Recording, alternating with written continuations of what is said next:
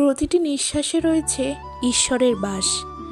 নমস্কার সবাইকে, আমাদের চ্যানেলে অনেক অনেক স্বাগত জানাই। আশা করি আপনারা ঈশ্বরের কৃপায় অনেক ভালো আছেন। মা শারদা বলেছেন, আমাদের জীবনে অনেক না পাওয়া থাকে, কিন্তু যা পাওয়া আছে তার হিসাব আমরা রাখি না। মা বলতেন, মানুষের মন বড়ই চঞ্চল, কিন্তু বিশ্বাস থাকলে সব সহজ।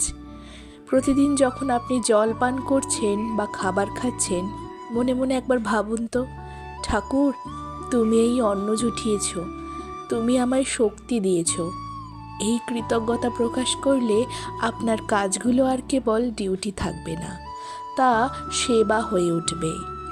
মা আবার বলতেন, ভালোবাসায় সব হয়। নিজের কাজকে ভালোবাসুন, কারণ সেই কাজের সুযোগ ঈশ্বরই আপনাকে দিয়েছেন। দৈনন্দিন নানা কাজে ব্যস্ততা থাকলেও মায়ের এই বাণীগুলো মনের ভেতরে একটা শান্তির প্রবাহ নিয়ে আসে।